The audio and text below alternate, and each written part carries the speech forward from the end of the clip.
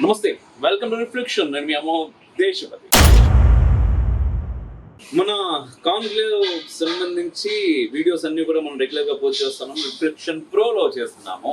So reflection demonetise అయింది కాబట్టి మన రిఫ్లెక్షన్ ప్రో ద్వారా మనం మరొక ఛానల్ ని కూడా ముందుకు తీసుకొచ్చాము. దాంట్లో రెగ్యులర్ గా వీడియోస్ కూడా పడుతున్నాయి. మీరు అందరూ కూడా దాన్ని సబ్స్క్రైబ్ చేసుకోండి. And at the same time reflection నిలబడాలి అని మీరు అందరూ ఖచ్చితంగా కోరుకుంటున్నారు. మాకు తెలుసు, అనేక విధాలుగా మీరు మీ సపోర్ట్ మాకు అందిస్తున్నారు. సో రిఫ్లెక్షన్ ప్రోకి కూడా అదే విధమైన సపోర్ట్ ని అందించండి. అట్ ద సేమ్ టైం మీ అవసరం మాకు చాలా ఉందబ్బా, మా అవసరం కూడా మీకు ఉంది అనుకుంటే సపోర్ట్ చేయండి. Thank you. It same. ఈ రోజు ఈ వీడియోలో ప్రత్యేకంగా మనం మాట్లాడుకోబోతుంది ఏంటి అంటే, శివరాత్రి అనగానే ముఖ్యంగా భారతదేశంలో అనేక మందికి ఈషా సద్గురు, ఆ ఈషా ఫౌండేషన్, అంత పెద్ద స్టాచ్యూ, శివుని విగ్రహం, ఇవన్నీ కూడా గుర్తొస్తా ఉంటాయి శివరాత్రి అనగానే. ఎందుకంటే చాలా అద్భుతమైన రీతిలో అక్కడ కార్యక్రమం జరుపుతూ ఉంటారు శివరాత్రి అంతా కూడా. అయితే ఈ శివరాత్రి కంటే కొద్ది రోజుల ముందు సద్గురు నోటి నుంచి, జగ్గి వాసుదేవ్ గారి నోటి నుంచి వచ్చినటువంటి కొన్ని మాటలు చాలా ఆందోళనకరంగా ఉన్నాయి. వాటి గురించి మనం ఇప్పుడు చర్చించుకోబోతున్నాం. మనతో పాటు స్టూడియోలో జయసింహన్ ఉన్నారు. అన్న నమస్తే, ఎలా ఉన్నారు? Fine. In the last few months, because I'm physically a bit down, they thought this is the time, he's not here, we should kill it, Isha Foundation. About 18 to 20 Isha homeschool children's parents received calls, just question your children, they've been raped. About 36 young women who've been asked, just say you were raped. అన్న, మీరు చూశారు, నేను చూశాను video. Jaggi Vasudev గారు మాట్లాడినటువంటి కొన్ని మాటలు. నేను గత కొంతకాలంగా ఆరోగ్యరీత్యా బాగా లేనటువంటి స్థితిలో ఇషాని కిల్ చేద్దామనేటటువంటి ప్రయత్నాలు జరిగాయి, చాలా పెద్ద మొత్తంలో జరిగాయి. దాంట్లో రాజకీయ నాయకులు కూడా కొంతమంది ఉన్నారు అని చెప్పేసి వారు మాట్లాడినటువంటి మాటలు మనం ఎలా తీసుకోవచ్చు? మనకు కొందరి గొప్పతనం మనకు అర్థం కాదు. ఎందుకంటే వాళ్ళు మన అదృష్టం కొద్దీ మనతో పాటు, మన సమకాలీన ప్రపంచంలో మనతో పాటు పుట్టి మనతో పాటు పెరుగుతుంటారు కాబట్టి వాళ్ళ గొప్పతనం మనకు అర్థం కాదు. తర్వాత 200-300 సంవత్సరాల తర్వాత మనం వాళ్ళ గురించి చదువుకుంటే చాలా గొప్పగా అనిపిస్తుంది. అటువంటి వ్యక్తుల్లో సద్గురు కూడా.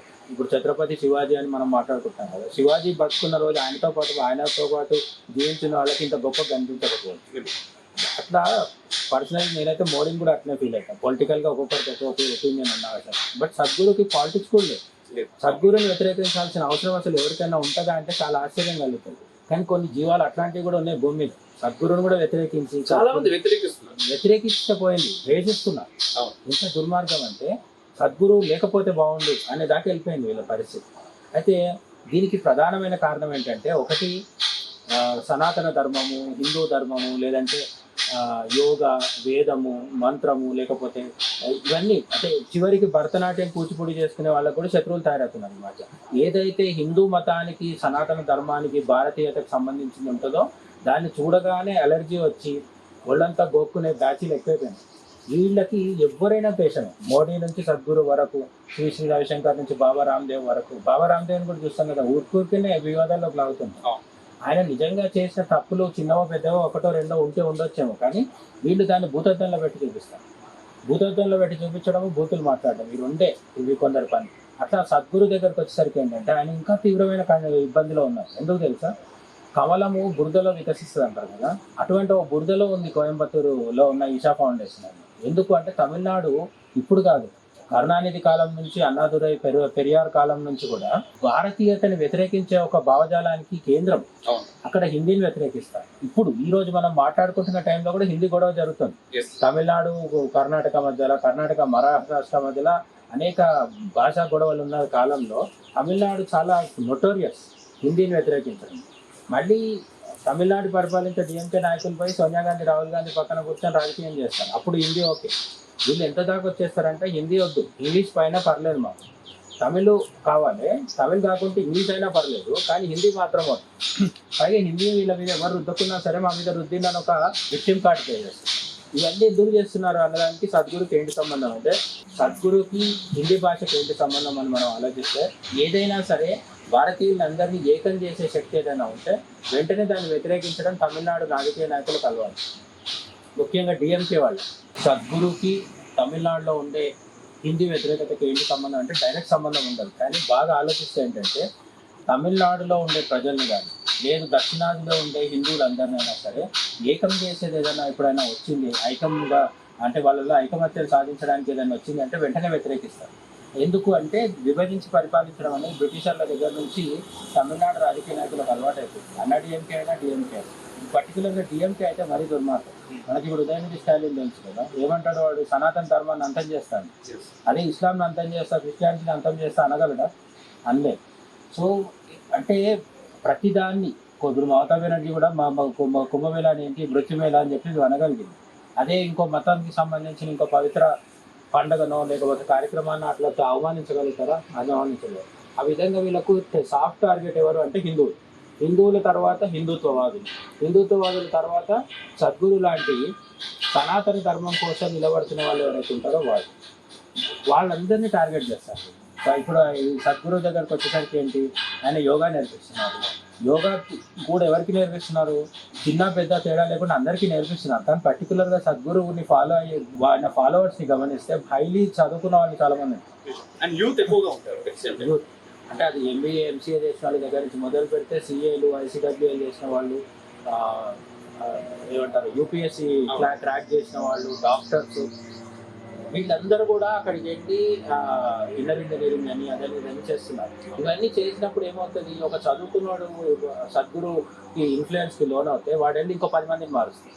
వీళ్ళకి అది అభద్రత భావం. రెండోది ఏంటంటే సద్గురు డైరెక్ట్లీ క్రిస్టియన్ కన్వర్షన్ మాఫియాతో పోరాటం చేయట్లేదేమో, కానీ ఇండైరెక్ట్గా ఈయన చేస్తున్న పని వల్ల కన్వర్షన్స్ కష్టం అవుతుంది. ఎవరి వల్ల అయితే కన్వర్షన్స్ కష్టం అవుతాయో తమిళనాడులో వాళ్ళని టార్గెట్ చేస్తారు. అది నిత్యానంద కూడా కావచ్చు. నేనేమి నిత్యానంద రంజితతో చేసిందని నేనేం సమర్థించట్లేదు. నిత్యానందకు ఉండే బ్యాక్ డ్రాప్స్, అతని బలహీనతలు అవన్నీ ఉండొచ్చు, కానీ అతను ఎందుకు టార్గెట్ అయ్యాడు? నాట్ ఓన్లీ నిత్యానంద, ఇక్కడ చాలా మంది టార్గెట్ అయ్యారు. అదే అంటున్నాను. నిత్యానంద గురించి మాట్లాడితే నిత్యానంద చేసింది ఖచ్చితంగా తప్పే, దాంట్లో సందేహం లేదు. ఇప్పుడు అంతకుముందు చూసినట్లయితే మనకు స్వరూపానంద స్వామి వారు కావచ్చు. అండ్ ఇప్పుడు నార్మల్ గా మన దేశంలో చూస్తే అంటే తమిళనాడు విషయం ఒకటి, ముఖ్యంగా మన తెలుగు రాష్ట్రాల విషయానికి వచ్చినా కూడా ఒక ఫలానా స్వామీజీ చాలా గట్టిగా మాట్లాడడానికి ముందుకు వస్తున్నారని చెప్పడానికి ఎవరు లేరు. అదే ఎవరైనా మాట్లాడితే ఇప్పుడు సద్గురు టార్గెట్ అవుతారు. సద్గురుని చాలా రోజులు ఏం చేయలేకపోయారు. వీళ్ళ దగ్గర 2 కన్సిస్టెంట్ ఆరోపణలు ఉంటాయి, అవి భలే నవ్వొస్తాయి. ఒకటి ఏంటి, సద్గురు ఆయన భార్యను చంపేసింది అంటారు. ప్రతి విధవ వచ్చిదే మాట్లాడతారు. మరి నీ దగ్గర ప్రూఫ్స్ ఉంటే కోర్టుకి వెళ్ళొచ్చు కదా, నేను రావద్దు అంటుందా సుప్రీంకోర్టు? రమ్మంటుంది కదా, వెళ్ళి కోర్టులో కేసేయచ్చు కదా. ఏ ప్రూఫ్ ఉండదు కానీ మాట్లాడుతుంటారు. కోయంబత్తూరులో ఉన్న ల్యాండ్ ఏదైతే ఉందో ఆ ల్యాండ్ మొత్తము ఫారెస్ట్ ఏరియా, దానికోసం వెంగుల్ని చంపేసిండు, చెట్లను నరికేసిండు అంటారు. ఇది నేషనల్ గ్రీన్ ట్రిబ్యునల్ అని ఒకటి కేంద్రం దగ్గర ఒక సంస్థ ఉంటుంది. లేదా అసలు తమిళనాడులో ప్రభుత్వం ఎవరు? స్టాలిన్ ప్రభుత్వం కదా. మీకు నిజంగా అంత లోపాలు ఉంటే తీసుకెళ్ళి ఇన్వెస్టిగేషన్ మొదలు పెట్టచ్చు కదా. ఏమి చేయరు, ఎందుకంటే చేయడానికి అక్కడ ఏం లేదు. ఇక్కడ ఇంకొక విషయం అన్న, మామూలుగా అంటే సద్గురు మాట్లాడినటువంటి మాట మనం ఒకసారి పరిశీలిస్తే ఇషాని చంపేద్దాం అనుకున్నారు అని చెప్పేసి ఒక మాట మాట్లాడారు.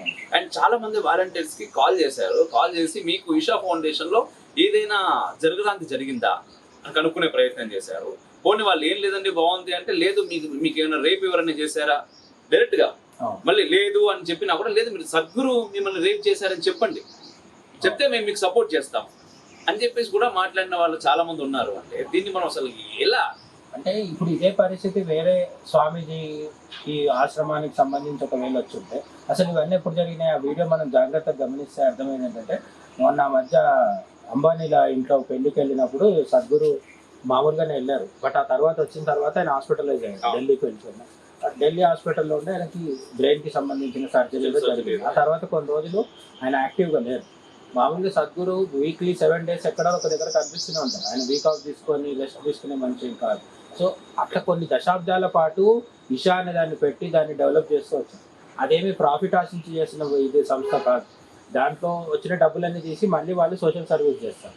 ఏది సేవ్ ద సాయిల్ అని చెప్పి కావేరీ తీర ప్రాంతంలో కొన్ని వేల ఎకరాల నదీ తీరాన్ని మొత్తాన్ని మళ్ళీ ఏమంటారు దానికి మళ్ళీ ప్రారంభోత్సలా చేస్తున్నారు, ఎండిపోయి ఎడారి అయిపోకుండా.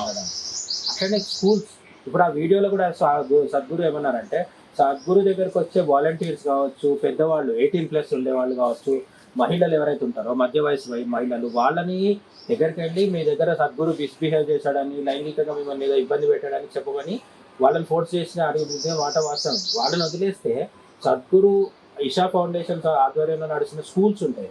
ఆ స్కూల్స్లో ఉండే చిన్నపిల్లల్ని కూడా వెళ్ళి ఫోన్ చేసి పిల్లల తల్లిదండ్రులకు ఫోన్ చేసి మీ పిల్లల్ని సరిగ్గా అడిగి చూడండి, లోపల ఏమన్నా అసహజంగా ఏమైనా జరుగుతుందా, అన్యాచురల్గా ఏమన్నా చేస్తున్నారా స్కూల్లో, ఉంటే మీరు కనుక్కోండి అని అడగడం. అంటే అక్కడ ఏం జరగకున్నా సరే వీళ్ళే అనుమానం రేకెత్తించి అడగడం. అట్లనే కాదు ఏం అవ్వట్లేదు అని చెప్తే లేదు ఏదైనా అవుతుందేమో పిల్లల్ని మళ్ళీ అడగండి అని చెప్పి ఫోర్స్ చేయడం అన్నమాట. మొత్తం గమనిస్తే వీళ్ళ ఆపరేషన్ మోడస్ ఆపరేండి గమనిస్తే మనకు అర్థమయ్యేది ఏంటంటే అక్కడ ఏం జరగకున్నా సరే వీళ్ళు మళ్ళీ అడగడం ద్వారా డబ్బులు ఆశున్న వాళ్ళు ఎదురుగా అటువైపు ఎవరన్నా ఉంటే మేము డబ్బులు ఇస్తాం మీరు మాట్లాడండి అని వచ్చనమాట. చాలా సార్లు చాలా సంస్థల్లో జరిగేది అదే. లక్కీగా ఇషా ఫౌండేషన్ లో అది జరగలేదు. ఎందుకు అంటే సద్గురుని ఫాలో అయ్యే వాళ్ళు మోస్ట్లీ 99.99% డబ్బులు ఆశపడే వాళ్ళు ఉండరు సాధారణంగా. ఎందుకంటే యోగా కోసము, పీస్ ఆఫ్ మైండ్ కోసము, లేదంటే లైఫ్ లో ఇంకో గొప్ప అంటే ఉన్న లైఫ్ కాదు ఇంకా ఉన్నతమైన జీవితం కావాలనుకొని వచ్చే వాళ్ళు ఉంటారు. కాబట్టి వాళ్ళు డబ్బుకు లొంగలేదు. కానీ ఎక్కడో ఒక దగ్గర ఎవరో ఒకరు డబ్బుకు లొంగిపోయి ఉంటే ఏమయ్యేది? ఇప్పుడు డబ్బుకు లొంగిపోయి ఉంటే ఏమయ్యేది? And at the same time ఇంకొక డౌట్ కూడా ఇక్కడ, ఎవరైనా కావాలని అదే టార్గెటెడ్ గా లోపలికి వచ్చి అదే టార్గెట్ తో లోపలికి వచ్చి మేము మంచిగానే ఉన్నాం అని చెప్పేసి నేర్చుకుని అది చేసి ఇది చేసి బయటకు వచ్చిన తర్వాత కాదు ఇలా జరిగింది లోపల అని చెప్పేసి వీడు బయట మాట్లాడితే ఏంటి పరిస్థితి? ఇప్పుడు ఇటువంటిదే ఆల్రెడీ తమిళనాడులోనే కంచి పీఠాధిపతి ఉన్న జయేంద్ర సరస్వతికి ఇదే అనుభవం జరిగింది కూడా. జయేంద్ర సరస్వతి మీద ఎవరో వచ్చి ఒకటి కంప్లైంట్ చేసేసారు. కంప్లైంట్ చేసిన ఆమె ఉద్దేశం వేరు. ఆయన జయేంద్ర సరస్వతి కంచి జయేంద్ర సరస్వతి అంటే ఇప్పుడున్న శంకర విజయేంద్ర సరస్వతి ఉన్నారు కదా, ఈయనకంటే ముందు ఆయన జయేంద్ర సరస్వతి ఉన్నప్పుడు ఆయన ఇక్కడ రాజశేఖర రెడ్డి అధికారంలోకి వచ్చినాక 2004లో జయేంద్ర సరస్వతి తమిళనాడు దాటి మన ఆంధ్రప్రదేశ్ బార్డర్స్లోకి రాగానే అరెస్ట్ చేసేసారు. అక్కడ సోనియా గాంధీ చేతిలోకి దేశం వెళ్ళిన వెంటనే ఇది జరిగింది. సో దీని మీద చాలా అనుమానాలు ఉన్నాయి. అది కోర్టులో వీగిపోయింది కూడా కేసు. కోర్టు జయేంద్ర సరస్వతిని స్వామివారిని నిర్దోషి వదిలేస్తుంది, బయట తేల్చి పంపించేస్తుంది. కానీ జరగాల్సిన డ్యామేజ్ అప్పటికే జరిగింది. ఇక్కడ రాజశేఖర రెడ్డి అక్కడ జయలలిత ఉన్నప్పుడు, ఇద్దరు ముఖ్యమంత్రులు అక్కడ సోనియా గాంధీ కూడా ఉన్నప్పుడు అందరికీ తెలిసే ఒక అక్రమ అరెస్ట్ జరిగింది. అరెస్ట్కి గురైంది ఎవరు? మొత్తము భారతదేశంలో ఉన్న హిందువులు, ప్రపంచంలో ఉన్న హిందువులు అందరూ కూడా జగద్గురువుగా భావించారు. ఎవరు? ఆయన గల్లీలో చిన్న ఆశ్రమం పెట్టుకున్న మాయలు చేసే అంటే ఏమంటారు మాయలు మంత్రాలు చేసే చిన్న సైజు బాబానో స్వామిజీనో కాదు, ఆయన జగద్గురు కంచి పీఠాధిపతి ఆదిశంకరాచార్యుల పరంపరలో వచ్చి నడిచే దేవుడు అని చెప్పి చంద్రశేఖరేంద్ర సరస్వతి యొక్క శిష్యుడు ఆయన జయేంద్ర సరస్వతి. ఎందుకు ఆయనను అట్లా టార్గెట్ చేశారంటే ఆయన అయోధ్య రామాలయం విషయంలో బాబ్రీ కూల్చిన తర్వాత అయోధ్య రామాలయం విషయంలో యాక్టివ్గా ఉండేవాడు. అయోధ్య రామాలయం కోసం ఆయన కృషి చేసేవాళ్ళు. అట్లనే తమిళనాడులో ఉన్న క్రిస్టియన్ మత మాఫియాకి వ్యతిరేకంగా పోరాటం చేసి మత మార్పిడులు జరగడం కష్టంగా మార్చేసి అందుకే వెంటనే యూపీ అధికారంలోకి రాగానే ఆయన మీద టార్గెట్ చేసి ఆయన లోపలేసి బెదిరించే ప్రయత్నం చేశారు. కానీ చివరికి ఆ కేసు ఏమైంది? జయేంద్ర సరస్వతి ఒక వ్యక్తిని హత్యించారు తన మనుషులతో అని చెప్పి కేసు పెట్టారు. ఎందుకు పెట్టారు? ఆ చనిపోయిన వ్యక్తి ఎవరైతే ఉన్నారో ఆయన భార్య వచ్చి చెప్పిందనమాట, నా భర్తది న్యాచురల్ డెత్ కాదు, ఇది నాకు కొన్ని అనుమానాలు ఉన్నాయంటే. ఆమె ఎక్కడ జయేంద్ర సరస్వతి పేరు చెప్పలేదు. కానీ వీళ్ళు అత్యుత్సాహం అనమాట తీసుకెళ్ళి స్వామీజీని లోపల పెట్టింది. మరి ఇదే ఒక పైగా అది ఆ రోజు పండగ రోజు కూడా దీపావళి, జయేంద్ర సరస్వతి అరెస్ట్ చేస్తుంది. ఒక పండగ రోజు హిందువులకు సంబంధించిన జగద్గురువుని తీసుకెళ్లి జైల్లో పెట్టింది కదా. ఒక రంజాన్ రోజు, క్రిస్మస్ రోజు ఆ మతాలకు సంబంధించిన గురువుల్ని కానీ లేకపోతే మత పెద్దల్ని కానీ లోపల వేయగలుగుతారా? పండగ రోజు కాదు, ఎప్పుడు ఏ రోజు కూడా వేయగలుగుతారు. కానీ సద్గురు దగ్గరికి జయేంద్ర సరస్వతి దగ్గరికి వచ్చేసరికి అట్లాంటి రూల్స్ ఉన్నాయి. అన్ని పక్కకు దోసేసి అవకాశం రాగానే తొక్కేద్దామని చూస్తాం. ఇప్పుడు సద్గురు ఇష్యూ తీసుకుంటే ఆయన హాస్పిటల్లో ఉన్నప్పుడు వీళ్ళకి ఒక అవకాశం దొరికింది, ఎందుకంటే ఆయన యాక్టివ్గా లేరు. సో ఆయనకి యాక్టివ్గా లేరు కాబట్టి వెంటనే పైగా ఆయన వారసుడు అని చెప్పి ఇప్పటివరకు ఎవరిని ప్రకటించలేదు. అక్కడ ఇషా కోసం పనిచేసే ఒక కమిటీ అవన్నీ ఉంటాయి, కానీ మెయిన్ నాయకుడు అంటే లీడ్ చేసేదంతా సద్గురు లీడ్ చేస్తారు. ఆయననే హాస్పిటలైజ్ అయ్యి ఐసీయూలో ఉన్నప్పుడు వీళ్ళు ఏం చేద్దాం అనుకున్నారు? ఈవెన్ వీడియోలో స్వయంగా సద్గురు చెప్పింది ఏంటి, హాస్పిటల్లో ఆయన ఉన్నప్పుడు వీళ్ళకి అవకాశం దొరికింది, ఈ ఫోన్లు చేసి చెప్పిద్దాం అనుకున్నారు. చెప్పించడంలో ఒకవేళ సక్సెస్ అయ్యి ఉంటే ఈరోజు ఇషా మనకు కనిపించేది. పైగా ఒక సంతోషకరమైన మార్పు ఏమొచ్చిందంటే 90s, 80s వీళ్ళు ఏ చెత్త చెప్పినా ఇప్పుడు గొర్రెలు తగ్గినాయి. ఆ గొర్రెలుగా మార్చేది ఒక వ్యాపారాన్ని అడ్డుకుంటుంది అనేది సద్గురు మీద వీళ్ళకి గొర్రెల ఫ్యాక్టరీలకి ఈయనకి పడట్లేదు. అది మీరు అన్నట్టుగా పీఠాధిపతులు ఎందరో గురువులు చివరికి సోషల్ మీడియా ఇన్ఫ్లుయెన్సర్లు మనలాంటి వాళ్ళు ఎవరైనా ధర్మం గురించి, హిందుత్వం గురించి, దేశం గురించి మాట్లాడదామంటే వీళ్ళని ఎట్లా తొక్కాలి, ఎట్లా పండబెట్టాలి అనేటటువంటి ఆలోచనతోటే ముందుకు పోతున్నారు. దీనికి అంతటికి కూడా సొల్యూషన్ వైపు ఆలోచించాలంటే ఎట్లా అసలు ఏం ఆలోచించవచ్చు దానికి? సొల్యూషన్ అంటే ఫస్ట్ ఆఫ్ ఆల్ హిందువుల థింకింగ్ మారాలి. ఎవడు ఏది చెప్తే అది నమ్మేయడం కాకుండా, సో సోషల్ మీడియాలో ఏదైనా రాగానే ఇమీడియట్గా రియాక్ట్ అవ్వడము, రెస్పాండ్ అవ్వడం అనేది మానేయాలి. హిందువులు కూల్గా అసలు చెప్పిన దాంట్లో నిజానిజాలు సోర్స్ ఏది, ఎవరు చెప్తున్నారు అనేది మెయిన్. ఇప్పుడు మనకు ప్రస్తుతం నడిచిన కాంట్రవర్సీ ఏంటి? ఛత్రపతి శివాజీ మహారాజుని బ్రాహ్మణులు చంపారంటున్నారు. సంభాజీ మహారాజుని కూడా బ్రాహ్మణులే ఔరంగజేబ్కి పట్టించారని చెప్తున్నారు. ఇవన్నీ చెప్పడం ద్వారా నిజంగా ఆనాటి బ్రాహ్మణులు చేసిన చెడు పనులను ఎక్స్పోజ్ చేయాలనుకుంటున్నారా, లేకపోతే ఔరంగజేబుని వెనకేసుకురావాలనుకుంటున్నారా? కాదు, వీళ్ళ మెయిన్ టార్గెట్ బ్రాహ్మణుల్ని ఎక్స్పోజ్ చేయడం అయితే ఇప్పటికే చేసేటోళ్ళు. బ్రాహ్మణులు ఎక్స్పోజ్ చేస్తారు అనేది కానే కాదు, అక్కడ బ్రాహ్మణులు ఎక్స్పోజ్ చేస్తారు, అక్కడ ఏమున్నదని వాళ్ళు ఒకవేళ తప్పు చేస్తుంటే 400 సంవత్సరాల నుంచి టైం దొరికింది కదా. మరి వీళ్ళందరూ ఎందుకు చెప్పలేదు? రెండోది ఛత్రపతి శివాజీ బహుజన చక్రవర్తి, ఆయనకు పట్టాభిషేకం చేయలేదు, ఇవన్నీ ఇప్పుడు చెప్తున్నారు కదా. మరి ప్రతి సంవత్సరం గత 400 సంవత్సరాలుగా మన కమ్యూనిస్టులు కావచ్చు, లెఫ్ట్ లిబరల్స్ కావచ్చు, ముస్లిం సోదరులు కావచ్చు, అంబేద్కరిస్టులు కావచ్చు, వీళ్ళంతా శివాజీ మహారాజు ఉత్సవాలు ఘనంగా ఎందుకు జరపలేదు? అంబేద్కర్ ఉత్సవాలు జరిపినట్టు శివాజీ జరపాల్సింది కదా. అప్పుడంతా సైలెంట్గా ఉండి హిందువులు శివాజీని ఓన్ చేసుకొని సినిమాలు తీసి ఆయన ప్రమోట్ చేయడం మొదలుపెట్టిన తర్వాత వెంటనే కాదు ఆయన చాలా సెక్యులర్, ఆయన దగ్గర ముస్లిం రాజులు, ముస్లిం నాయకులు కూడా ఉండేవాళ్ళు. శివాజీ మంచోడు, ఆయన ఎక్కడన్నా ముస్లింలు మంచోడు, ఎటు తిరిగి బాపనాలు చెడ్డోళ్ళు. ఔరంగజేబ్ అందరికంటే మంచోడు. అయితే ఇప్పుడు ఇది చెప్పేది వింటున్నప్పుడు చెప్తున్నవాడు ఏ ఉద్దేశంతో చెప్పినా సరే, నాకు ఇప్పుడు చెప్తున్నవాడు మీద అభ్యంతరం లేదు, వాడు చెప్తాడు ఎట్లా, అది వాడి వ్యూహం. విన్న హిందువులు ఏమని చేయాలి?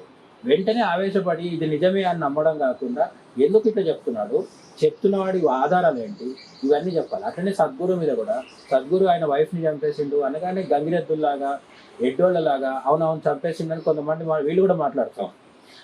ఇది మాట్లాడే వాళ్ళలో 2 రకాలు ఉంటారు. అజ్ఞాన హిందువులు కొందరు ఉంటారు, వీడికి ఏం తెలియదు, ఎవడేది చెప్తే అది నమ్ముతారు. రెండో వాళ్ళకు జెలసీ ఉంటుంది. సద్గురుకు పేరు వచ్చింది, ఆ వీడియోలో అది కూడా ఉంది. It is a pain of being popular అని చెప్తారు. పాపులారిటీ వల్ల వచ్చే పెయిన్ ఉంటుంది అని చెప్తారు. సద్గురు దగ్గర ఫాలో అయ్యే వాళ్ళందరికీ నచ్చేది ఏంటంటే ఆయన లాజిక్. ఎక్కడ కూడా మత పెద్దల్లాగా ఇది ఇంతే, నువ్వు నమ్మకపోతే నరకానికి పోతావు అని ఎక్కడ చెప్పడు. అసలు స్వర్గ నరకం లేదని కూడా చెప్తాడు ఆయన సద్గురు చాలాసార్లు. కాబట్టి ఈ సద్గురు గురించి చేసే ఆరోపణలు చాలా వరకు నిరాధారం ఉంటాయి. ఆయన భార్యను చంపిండు అనేది, ఆయన భూమి అక్రమం అనేది, ఇవన్నీ కూడా నిరాధారమైన ఆరోపణలు. అటువంటి ఆరోపణలు ఎందుకు చేస్తున్నారు అంటే దీని వెనుక 2-3 రకాల వర్గాలు ఉంటాయి. ఒకటి క్రిస్టియన్ మత మార్పిడికి అడ్డొస్తున్నాడు అనేది ఒకటి.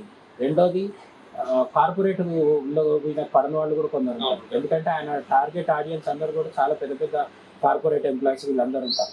దీనికి వ్యతిరేకంగా నడిచే మార్కెట్ ఫోర్సెస్కి కూడా ఆయన అంటే నచ్చదు. రెండోది తమిళనాడులో నేను చెప్పినట్టుగా ఉదయనిధి స్టాలిన్ హిందూ మతానికి అత్యంత క్లిష్టమైన కష్టమైన రాష్ట్రం ఏదైనా ఉంది అంటే నార్త్ ఈస్ట్లో ఉండేవి కాశ్మీరు అవి కాదు, తమిళనాడులో చాలా కష్టం. తమిళనాడులో అసలు ఎంత పరిస్థితి ఉంటుంది అంటే ధైర్యంగా ఎవరు మాట్లాడలేరు, సినిమా వాళ్ళు కూడా మాట్లాడలేరు. సినిమా వాళ్ళు కూడా ఉదయనిధి స్టాలిన్కే భజన చేస్తారు. అక్కడ నేను సనాతన ధర్మాన్ని అంతం చేస్తానంటే ఆ చేసే అంటారు. అట్లాంటి వాళ్ళే కమల్ హాసన్, అట్లాంటి వాళ్ళే మన ప్రకాష్ రాజు. కొత్తగా విజయ్ ఓ పార్టీ పెట్టిండు, విజయ్ పార్టీకి కూడా గొప్ప ఆశయాలు ఏం లేవు, ఇదే భజన. కాబట్టి అటువంటి రాజకీయ పరిస్థితులు ఉన్నప్పుడు ఖచ్చితంగా మన మీద నెగిటివ్ ప్రచారం దానంతా అదే పుట్టుకొస్తుంది. ఈ నెగిటివ్ ప్రచారం సద్గురు గారు ఒకప్పుడు ఓషో అని చెప్తాం కదా, రజనీష్, ఆయనకు కూడా వచ్చింది. ఆయన ఆశ్రమంలో ఏదేదో జరిగిపోతుంది, సెక్సెస్ స్కాండల్స్ అవుతున్నాయి, అదైతుంది ఇదవుతుంది అని చెప్పేవాళ్ళు. అప్పుడు ఇట్లాంటి సోషల్ మీడియా కూడా లేదు. దానివల్ల ఏమైంది, చాలా మంది అదే నమ్మేస్తుంది. ఇప్పటి వరకు కూడా ఓషో మీద ఏ కోర్టులో కూడా ఏ కేసు పడలేదు, తేల్చలేదు. మరి ఆరోపణలు ఎందుకు వచ్చినాయంటే పర్లేని వాళ్ళు కాలో చెప్తుంటారు, వినేటోళ్ళు కూడా వింటుంటారు. మనకు అన్నిటికంటే ముఖ్యమైనది ఏంటంటే ఆధునిక ప్రజాస్వామ్యంలో సత్యసాయిబాబా ఆశ్రమంలో 2 శవాలు దొరికినాయి అని కూడా నాకు చాలా మంది జర్నలిస్టు లెఫ్ట్ మిత్రులు చెప్తుండేవాళ్ళు అన్నమాట. నేను వాళ్ళందరినీ అడిగేటాడు, నీకు దొరికినాయి కదా, ఆ 2 శవాలను పట్టుకొని నువ్వు కోర్టుకి ఎందుకు వెళ్ళలేను? మరి పోతే ఏం లేవు అక్కడ. కాబట్టి సద్గురు కావచ్చు, సత్యసాయిబాబా కావచ్చు, రజనీష్ కావచ్చు, పైన ఆసారాం బాపు, లేకపోతే నార్త్ ఇండియాలో చాలా మంది గురువులను ఇక్కడనే ఇబ్బంది పెట్టారు. వీళ్ళలో తప్పు చేసిన వాళ్ళు కూడా ఉంటారు. అక్కడ ఒక మన రామ్ రహీం అని చెప్పేసి డేరా బాబాని ఎవరం సమర్థించాం కదా, తప్పే జరిగింది. అయితే డేరా బాబాని ఎందుకు మనం సమర్థించట్లేదు? కోర్టు కేసుకి శిక్ష వేసింది కదా, మరి మిగతా వాళ్ళకి ఎందుకు వేయట్లేదు? నిజంగా తప్పు జరిగితే డేరా బాబాకి శిక్ష వేసినట్టు సద్గురుకి వేయచ్చు కదా వీళ్ళు. అంటే ఎవరి పేరు మీద అయితే ఆరోపణలు వస్తున్నాయో, ఎవరి పేరు మీద అయితే ఆరోపణలు తీసుకొని ఎవడు కోర్టుకు వెళ్ళట్లేదో వాడిని నమ్మకూడదు. ఇది ఫస్ట్ థింగ్. ఎవరి మీద అయితే సద్గురు కావచ్చు, రేపు ఇంకొకరు ఎవరైనా కావచ్చు, ఒకరి మీద ఆరోపణలు వస్తున్నాయి కానీ ఎవడు కోర్టుకు వెళ్ళట్లేదు. ఇది చాలా ఇంపార్టెంట్ థింగ్ అన్నమాట. ఎవరికి దగ్గర మీద అయితే దమ్మున్న సాక్ష్యాలు గట్టిగా ఉంటాయో వెంటనే కోర్టుకు వెళ్ళిపోతారు. కోర్టుకు వెళ్ళిపోయి కోర్టులో తెచ్చుకుంటారు. కోర్టుకు వెళ్లకుండా బయట కుక్కల్లా మరుగుతున్నారంటే ఇది జస్ట్ తోకొంకర బుద్ధి చేసుకోవచ్చు. సో ఖచ్చితంగా అది అంత మన చేతుల్లో ఉన్నదబ్బా, మనమే అర్థం చేసుకోవాలి ఏంది, ఎటు ముందు పోతున్నది, ఎటు వెనుక పోతున్నది, ఎవడు దీనిపైన చేస్తున్నాడు అని చెప్పేసి. ఎందుకంటే దేశం పెరుగుతున్నది, దేశం అభివృద్ధి చెందుతున్నది అని చెప్పేసి కేవలం భారతదేశం అంటే మన దరిద్రం ఏంటంటే బయటంతో పోరాడాలి, మళ్ళీ లోపడంతో పోరాడాలి. బయటంతో కంటే లోపడంతో ఇంకెక్కువ పోరాడాలి. అది అంతర్గత శత్రువులు ఉంటారు, బయట నుంచి జాతరస్ లాంటి మహోన్నతమైనటువంటి శత్రువులు ఉంటారు. వాంతోడు పోరాడి అరే గెలుస్తున్నాము అనుకునే లోపల నుంచి ఎవడో ఒకడు వస్తాడు. సో వీళ్ళతో పోరాడు చాలా కష్టం. ఎందుకంటే ఇంటి దొంగలను ఈశ్వరుడు పట్టుడు కూడా కష్టం అంటారు కదా, అట్లా మన దగ్గర ఉన్నది. అటో ఇటో అదృష్టం ఏంటంటే ఇంటి దొంగలు ఎవరు అనే క్లారిటీ మనకు కొంత ఉన్నది. సోషల్ మీడియా వచ్చిన తర్వాత క్రమక్రమంగా అన్ని విషయాలు తెలుస్తున్నాయి. ముందు ఏంటంటే ఒక ప్రచారం ఒక గాసిప్ ఢిల్లీలో పుట్టేది. ఆ ఢిల్లీలో పుట్టిన దాన్ని అక్కడున్న దినపత్రికలు రాసేది. ఆ దినపత్రికలు రాసిన తెలుగు దినపత్రికలు రాసేది. ఆ తెలుగు దినపత్రికలు రాసిన మన పెద్దవాళ్ళు చదువుకునేటోళ్ళు, అవి చిన్నపిల్లలకు చెప్పేటోళ్ళు. ఇట్లా ఒక 50 ఏళ్ళు గడిచిపోయింది. 1947 నుంచి 1990 వరకు. 1990 తర్వాత పిల్లలు సాఫ్ట్వేర్ ఇంజనీర్ చదువుకొని అమెరికాకి వెళ్ళడం మొదలైన తర్వాత ఓహో ఇంకా బయట పేద ప్రపంచం కూడా ఉందని మన వాళ్ళకి అర్థమైంది. ఆ తర్వాత సోషల్ మీడియా వచ్చిన తర్వాత ఇంకా మార్పు వచ్చింది. ఇప్పుడు ప్రస్తుతం చాలా సింపుల్. రేపు నెక్స్ట్ ఎన్నికల్లో వచ్చేటప్పుడు మీరు ఓటేయడానికి పోతారు కదా హిందువులు, గుర్తుపెట్టుకోండి ఎవడు కుంభమేళాకు పోయి స్నానం చేసిండు, ఎవడు కుంభమేళాకు పోయి స్నానం చేయకుండా తమాషా చేస్తున్నాడు, అదొక్కటి చేసి గుర్తుపెట్టుకున్నా సరిపోతుంది కదా. అట్లనే సద్గురు విషయం కూడా ఏంటంటే సద్గురు గురించి ఉట్టికి ఎవడు మాట్లాడుతున్నాడు, కోర్టుకి ఎవడు వెళ్తున్నాడు, ఉట్టి కబుర్లు చెప్పేటోడిని నమ్మొద్దు. కోర్టుకి వెళ్తే మనం కూడా వాడికి సపోర్ట్ చేయాలి. కోర్టుకి వెళ్ళిన తర్వాత వచ్చిన రిజల్ట్ ఏంటి, వాడి పరిస్థితి ఏంటి, వాడు ఏం మాట్లాడుతున్నాడు. సో ఇది పరిస్థితి. ప్రస్తుతానికి అయితే అందరూ శివనామ స్మరణతోటి శివుణ్ణి మనసులో పెట్టుకొని మహాశివరాత్రి అంటే నిజంగా మనందరికీ చాలా పెద్ద పండుగ. మీరందరూ కూడా చాలా అద్భుతంగా జరుపుకోండి, మనం కూడా జరుపుకుందాం అన్న. And thank you very much మీ అమూల్యమైన సమయాన్ని కేటాయించినందుకు. హర హర మహాదేవ. సంతోషం.